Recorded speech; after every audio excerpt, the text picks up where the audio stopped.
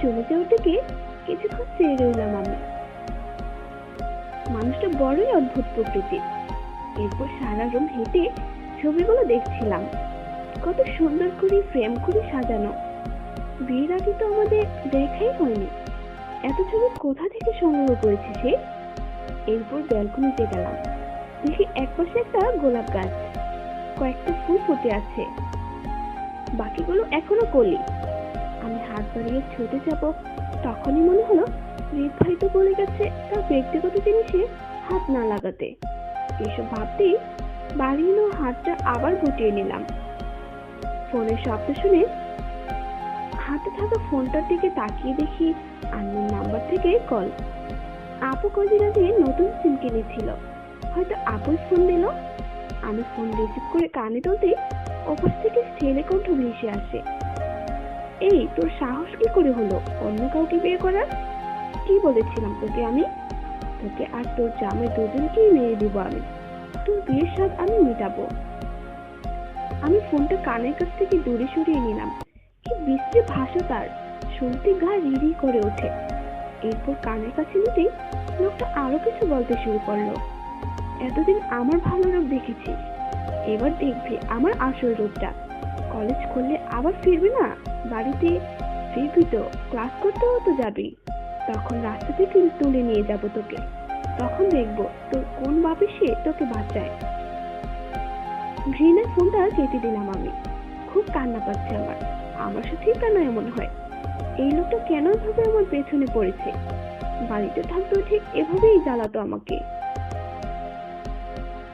আর ঠিক করে কলেজেও যেতে পারতাম না ওই লোকটার ভয়ে। আর এখন বিয়ে করে এখানে এসেও তার শান্তি নেই। বাবা সব সময় বলতো আমাকে অনেক পড়াবে, আমি যতদূর চাই ততদূর আমার হাত ধরে একসাথে নিয়ে যাবে, উচ্চশিক্ষায় শিক্ষিত করবে আমাকে। আমাকে নিয়ে নাকি তার অনেক স্বপ্ন। আমরা দুই বোন ছিলাম, বাবার চোখে মনি। আমাদের কোনো ভাই নেই দেখে বাবার সব স্বপ্ন আমাদের ঘিরে। আপু পড়ালেখায় তেমন একটা ভালো ছিল না, তাই ইন্টার পাস আর করেনি। এরপর আপুকে বিয়ে দিয়ে দেয়। কিন্তু পড়ালেখায় বরাবরই সিরিয়াস ছিলাম, তাই বাবা সবসময় বলতো আমাকে দিয়ে তার সব স্বপ্ন পূরণ করবে। কিন্তু ভাগ্যের কি পরিহাস, কলেজে উঠতে আমার উপর চোখ পড়ে চেয়ারম্যানের ছেলে আসিফের। এরপর নানাভাবে উত্ত্যক্ত শুরু করে আমাকে। কোনো মতো ফার্স্ট ইয়ার শেষ করে সেকেন্ড ইয়ারের কয়েকটা মাস পার করলো। এরপর সমস্যাটা আরো বেড়ে যায়। আমি প্রপোজ করার পর থেকে যখন আমি তাকে রিজেক্ট করে দিয়েছিলাম, কারণ তাকে খুব ভয় লাগতো আমার, আর তারা খুব নষ্ট বলেও ভুল হবে না। বাবার পাওয়ার খাটিয়ে বেঁচে যায় সব সময়। এরপর কলেজে যাওয়া খুব কষ্টকর হয়ে দাঁড়ায় আমার জন্য। রাস্তা থেকে তুলে নিয়ে র্যাপ করার হুমকিও দিয়েছিল ওই ছেলেটা। বাবা বাধ্য হয়ে চেয়ারম্যানের কাছে নালিশ করে, কিন্তু চেয়ারম্যান লোক দেখাতে ছেলেকে দুইটা থাপ্পড় মারতো। এরপর আবার সে আগের মতোই ডিস্টার্ব করতো। আর গতকাল কলেজ থেকে ফিরেই শুনলাম আমার বিয়ে, তাও রিত ভাইয়ের সাথে। হয়তো বাবা অনেক কিছু নিয়ে ভয় পেয়েছিল, তাই হুটহাট এমন সিদ্ধান্ত নিয়ে আমাকে না জানিয়ে। এখন ভয় হচ্ছে প্রচুর, বাড়িতে গেলে কি করবে সে? আমি কি একদমটা দিতে পারবো না ঠিকভাবে? এর মাঝে মামি এসে কাঁধে হাত রেখে আমার সারা শরীর কেঁপে উঠলো। তখন আমার শরীরে একটু একটু কাঁপছে। আমি আমার দিকে ভ্রুকুচকে তাকিয়ে বলল, কি আর সে মা, আমার কাঁপছিস কেন? আর তোকে এমন অস্বাভাবিক দেখাচ্ছে কেন? কিছু হয়েছে? ভয় পেয়েছিস? আমি নিজেকে স্বাভাবিক করার চেষ্টা করে মাথা ঝাঁকিয়ে না সূচক জবাব দিলাম। মামি আমার দিকে চেয়ে আবার বলল, কি হয়েছে আমার বল। রিত কিছু বলেছে? কিছু বললে বল, এক্ষুনি ওর হিরোগিরি বের করবো। আমি কথা ঘুরাতে বললাম, না মামি, ও কিছু বলেনি, এমনি বাবা মায়ের কথা মনে পড়ছিল। আমার কথায় মামি একটু হাসলো, তারপর আমার গালে হাত রেখে বলল, তো এখন থেকে কি আমরা তোর বাবা মা না? কয়দিন পর তো বাবা মায়ের কাছে চলেই যাবি। আমি একটু হেসে মামিকে জড়িয়ে ধরলাম। এরপর তার সাথে খাওয়ার জন্য চলে গেলাম। খাওয়া শেষে রুমে এসে বসে রইলাম, মাথায় নানান চিন্তা ঘুরপাক খাচ্ছে। বিষয়টাকে রিত ভাইয়ের কাছে শেয়ার করবো, নাকি এখন এসব বলা ঠিক হবে না? কিন্তু সে আমার সাথে প্রয়োজন ছাড়া তেমন একটা কথা বলে না।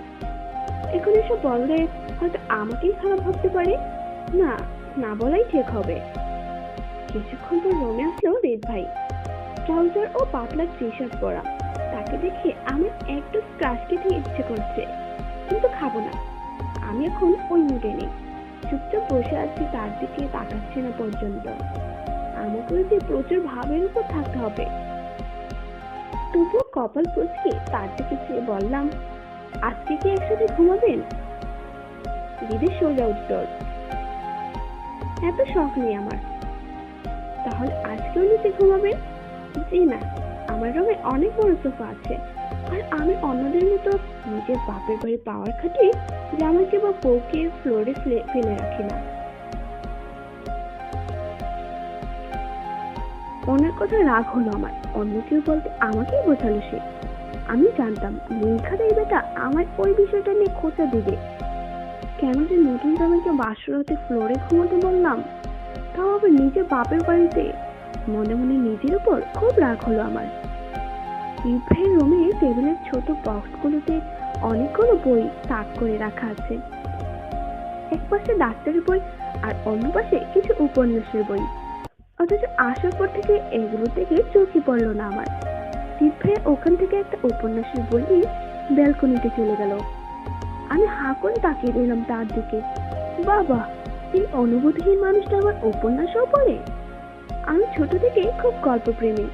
রাত জেগে ফেসবুকে গল্প পড়তাম আগে। আর উপন্যাস প্রেমীরা এমন অনেক বই একসাথে দেখলে খুশিতে পাগল হওয়াটাই স্বাভাবিক। এটা তাদের মনের খোরাক, ইচ্ছে করছে বইগুলো দেখতে।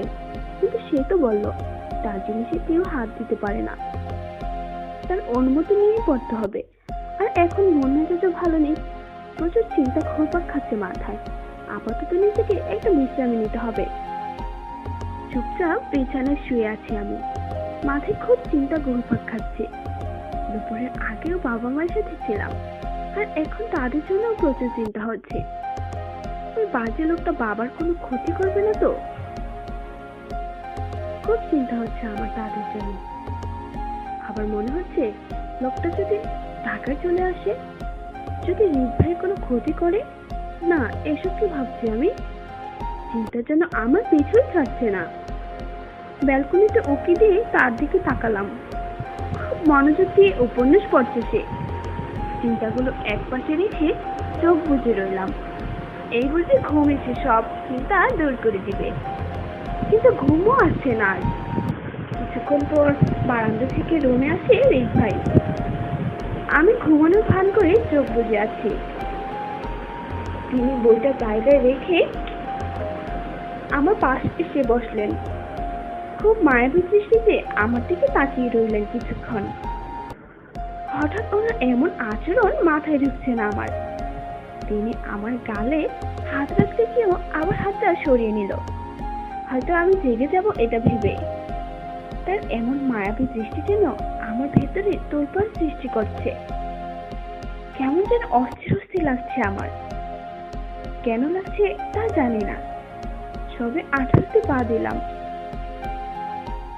এই বয়সটার অনুভূতিগুলো খুবই ভয়ঙ্কর। তিনি আর কিছুক্ষণ এভাবে তাকিয়ে থেকে একটু ঝুঁকে আমার কপালে আলতো করে চুমু এঁকে দিয়েই উঠে গেলেন। তাকে দেখে মনে হচ্ছে চুমু দিয়ে বড্ড অপরাধ করে ফেলেছে সে চলে যাওয়ার পর চোখ খুলে তাকালাম আমি। ঠোঁটে অজান্তে একটা হাসি ফুটে উঠলো। মনে হচ্ছে সব চিন্তা দূরে ফেলে আমার মন পাখিরা ডানা ঝাপটাতে শুরু করলো। এ কেমন অনুভূতি জন্ম হচ্ছে আমার মাঝে।